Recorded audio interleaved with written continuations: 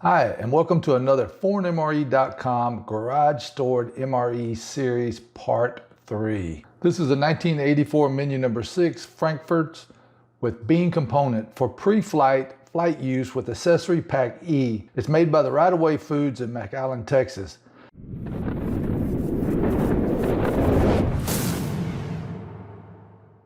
This ration was stored in a hot garage for over 20 years, making it 36 years old. As you can see, it's broken open, as several of the ones in the box have. It's been stored in a hot garage in Texas, and I cleaned the dust off. They were very dusty.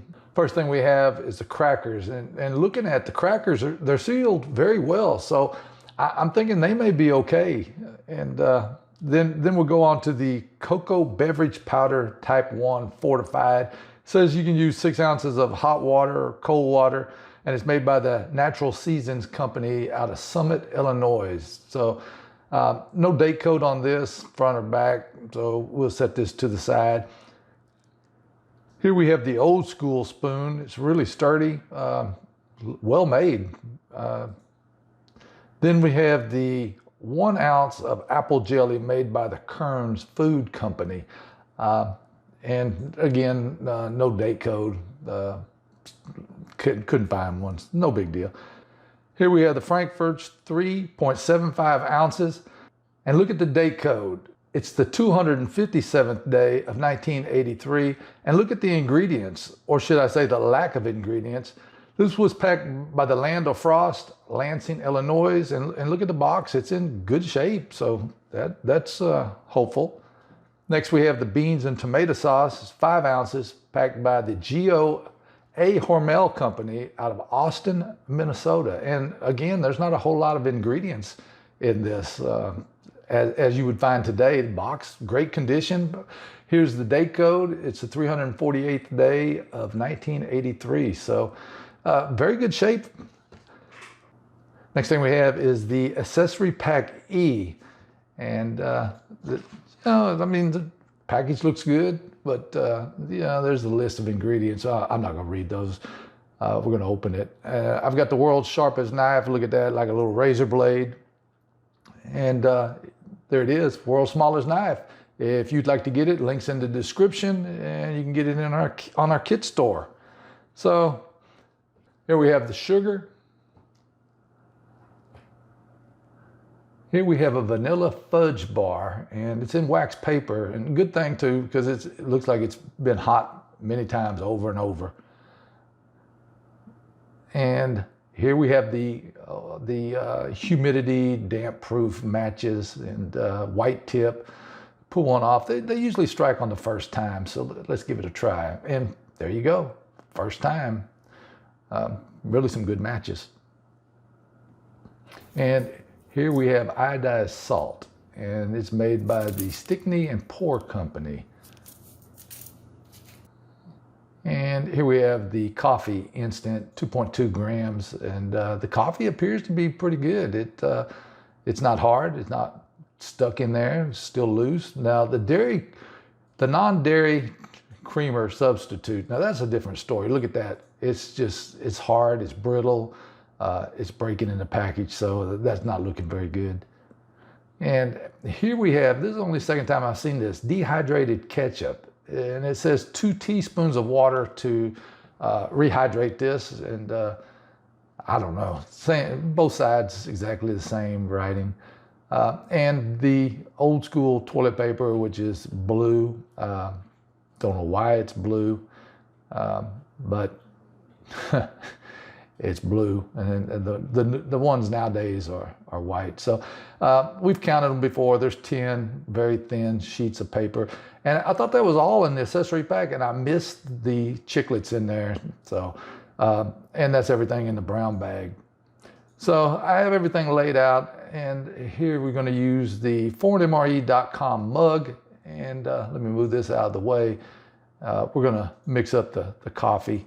Again, instant coffee, 2.2 grams, and we'll open it up, and I have to be very careful that there's no mold in there, and hopefully I can get this open. A lot of times it's hard for me to get these little packages open.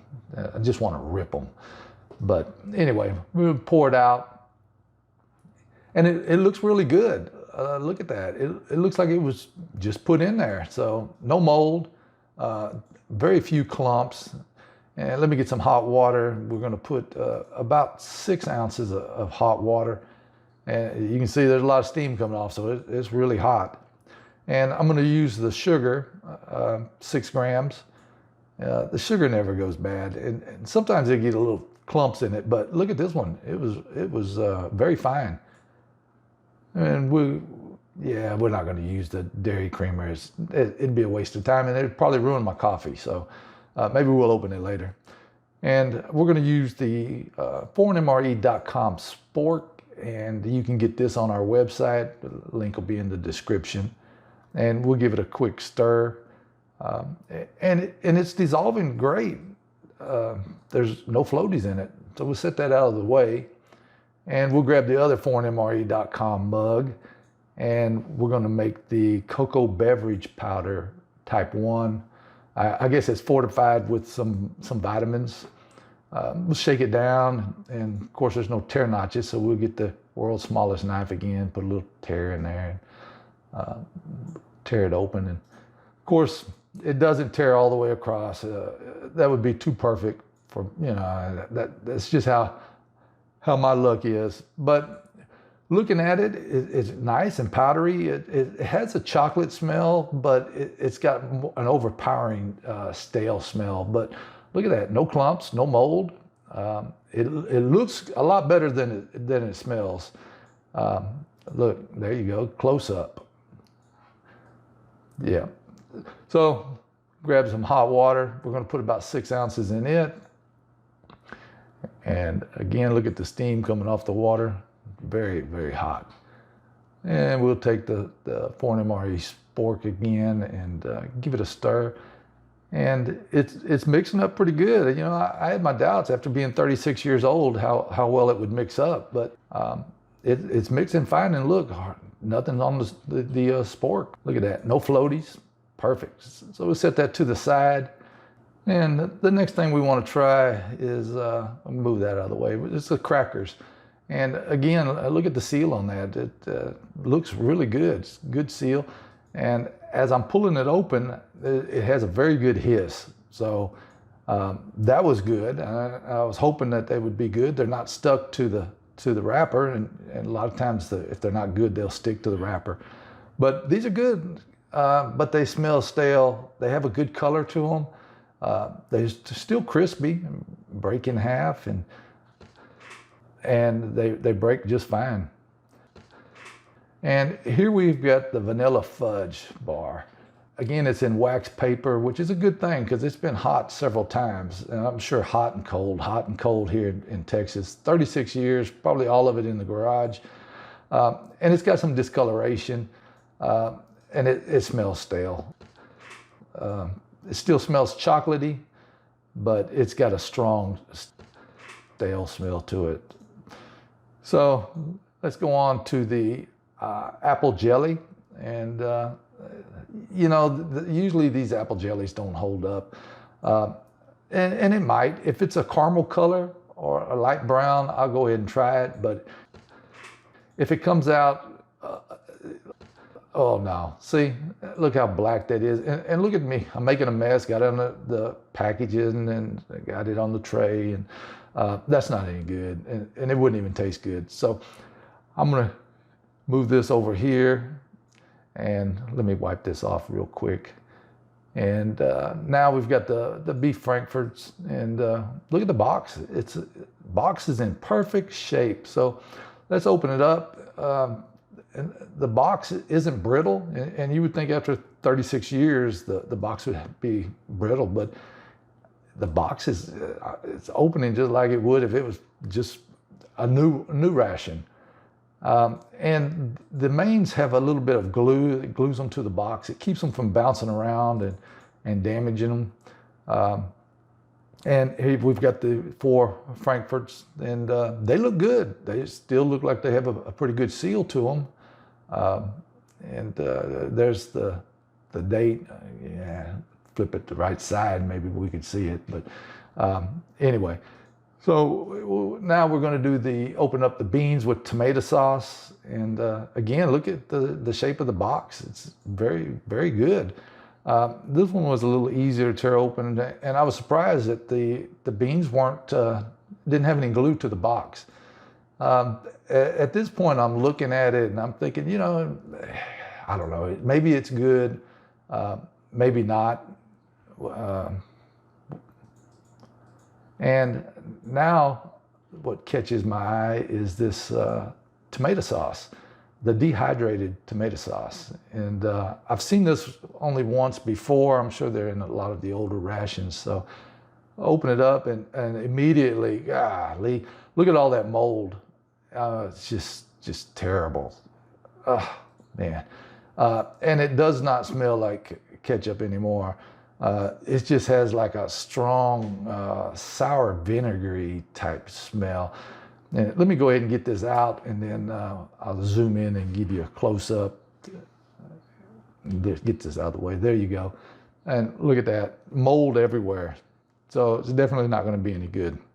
Next thing I want to do is open up the beans in tomato sauce. Let me squeeze it down, and we'll clean that up, move it out of the way. And I was going to get the knife, and then I noticed, of course, I squeezed it to the wrong end, so the tear notch is on the other end. So no big deal. I just squeeze it back down and give it a tear.